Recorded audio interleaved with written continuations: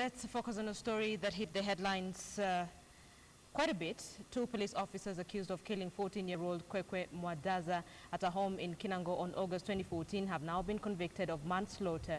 The two, former Kinango DCIO Veronica Gitahi and Police Constable Isam Zeh, have been remanded at Port Police Station awaiting the determination of their sentence this Friday. High Court Judge Martin Muya cancelled bond for the duo after the prosecution raised security concern of Kwekwe's kin.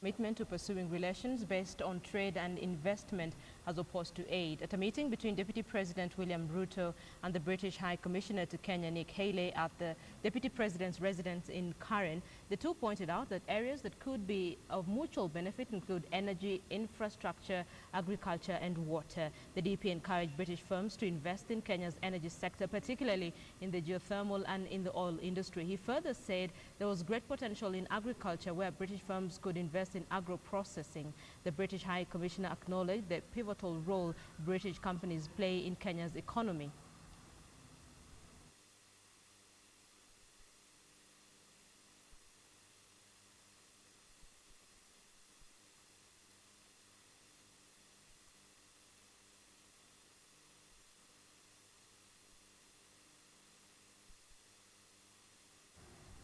Focus on security. Interior Cabinet Secretary Joseph Nkaiseri has issued a one-week deadline to cattle rustlers in Samburu County to return the stolen cattle. Nkaiseri was speaking after heading a two-day meeting with Samburu leaders and the National Assembly Security Committee Chair Osman Kamama.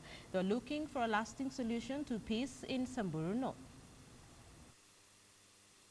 That all elected leaders to hold the rustlers in meeting in Samburu County, especially in Samburu North, to sensitize the people on the resolution agreed on. These meetings will be coordinated by the governor. The regional coordinator is directed to hold barazas and meet all administrative officers, security committees, and KPR within 1 week from today. That the 12 camel and other livestock stolen be returned within 1 week. And we want this resolution to be the basis for a lasting peace and security in Samburu County, and in particular Samburu North.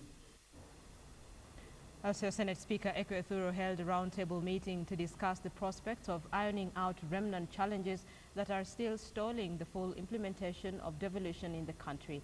The meeting, attracting both civil society and stakeholders from the private sector, is aimed at ensuring a smooth transition of power come the next general election, just 18 months away, and focused on matters of harmonization of laws to have Kenyans reap the full benefits of devolution. We have been glorifying the challenges of devolution. But really, after 3 years of devolution, there are more things to do. Devolution is not about counties.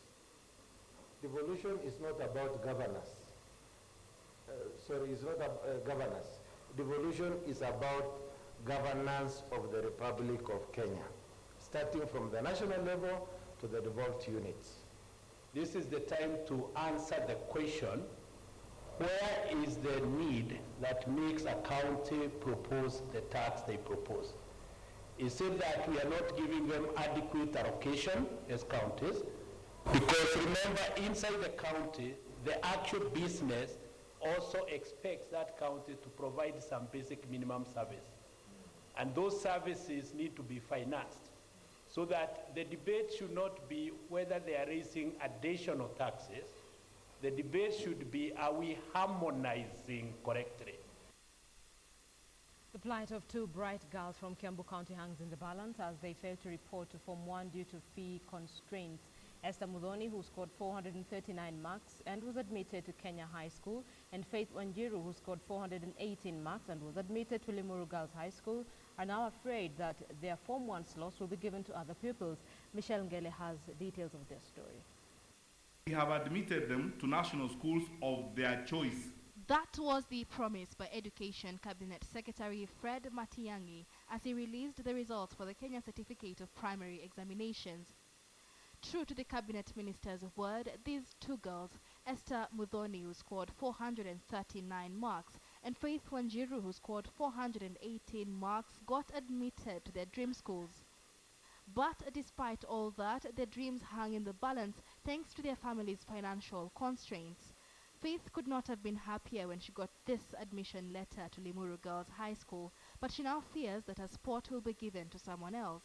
Karo ya Limuru Girls, naona pamoja na vitu ina range 80,000. Pamoja na vitu zote kununua. Tafadhali nawaomba nisaidie na kupata pesa za karo kwa sababu nilikuwa natakikana kuenda shuleni leo, lakini nikikosa kuenda nafasi yangu itachukuliwa. Esther Muthoni was admitted to the Kenya High School. We caught up with her together with her mother in Githurai Estate, preparing books she is required to buy. Her mother has only been able to get 7,000 shillings, and so they bought these second-hand books to reduce costs. Ombi langu ni kwamba kama mtoto ameansiwa basari kutoka Form 1, ni vizuri aendelezwe mpaka Form 4. Diposa kusikawe na mahali mtoto atafika na akose kumaliza masomo yake. Despite the challenges, the girls remain hopeful. Ningekuwa mkubwa ningependa kuwa cardiologist. Nikimaliza Form 4 nataka kuchukua kozi ya udaktari ili niweze kusaidia watu. Serikali ya kaunti ikaweze kusimama, MPs, MCAs wakaweze kusimama wote na watoto kama hawa. Michelle Ngele, KTN News. A 15-year-old boy in Pokot land may fail to reach his dreams of becoming a neurosurgeon if help will not come his way to join the Lana School for his secondary education. Dominic Losute Kamama, a boy from humble background in the interior of East Pokot, garnered 381 marks in last year's KCPE exams, but financial crisis has been his main challenge after he was called for admission at Lenana School. Here is his story. Shrubs, rocks, manyatas, and the scorching sun is what will welcome you once you visit this small Chesesoi village here in Tiati constituency. One environment that Dominic Losute braved for 8 years to achieve key to life. He scored 381 marks, though for now that may remain just an achievement. Mpaka sasa bado sijaenda shule, bado niko nyumbani kwa sababu ya kukosa pesa kwenda shule. Kwanza kaa nende leo 9 Jumanne. Sasa kufurahia tukaona sasa pesa ndio nakuwa shida. Hatujui pesa bali iko. Tulikuwa na mbuzi kidogo tukauza hiyo kwa hiyo vijana wengine. Mpaka sasa kabaki hata hawezi peka 10. He emerged the first pupil out of 25 from Loruk Primary School. His study plan only too clear to himself. This is what he calls his room, which he shares with his father's goats. The goats rest underneath his bed. His pair of shoes, perhaps a testimony of his struggle. Nilisi vibaya, hata nikakuwa na mandoto mbaya ya kujinyonga, nikasema tu acha Mungu aone hii, kwa sababu watu wote wenye tulimwasala nao sasa wameenda shule, nibaki peke yangu nyumbani. Dominic says Lenana is one of the schools he selected, hoping that a miracle would happen, though ever since he received the admission letter, he has not managed to purchase any of the requirements. His father's efforts to apply for bursary. Tunachasanga lakini najua sasa hawa vile hawa ni kama alisema mpaka kijana aende shule ndio sasa ijulikane shule ile iko ndio akichaswa itumwe huko. Sababu hakuna kupatia wewe mkono. For now they can only hope for assistance. The little money they had now supports his brother in his 4th form studies. Sarah Bowen, who came across the boy's situation, says the boy is 1 in 100 in the area. Ukisikia mtu anasema anataka kukua neurosurgeon, how many neurosurgeon do we have in Kenya? Ni wachache. So tukipata watu wenye wanatuongezea hivyo, tunaona tunasaidika. Nilifurahi sana, nikatamani, hata mimi nilitamani hiyo kijana aende huko, kwa sababu mimi najua akienda huko, hata mimi nitafika huko. Kukosa kuripoti shule, naona nikikaa nyumbani na hiyo ndoto yangu ya kuwa daktari, naona haitatimia. Kamchemenza, KTN News, Baringo County. The Independent Electoral and Boundaries Commission has embarked on a verification exercise of Okoa Kenya referendum bid, although it says the exercise may be hampered by lack of funds. The Electoral Commission has said that it may not complete the verification of the Okoa Kenya referendum signatures due to lack of cash. Article 257 of the Constitution gives the Commission 90 days to verify the 1.4 million signatures prepared by the opposition Code Coalition to hold the Okoa Kenya referendum. The coalition presented the papers to the Commission on November 9, 2015. The team is required to verify that those listed are registered voters and meet the 1 million mark threshold to push the bill to the next level.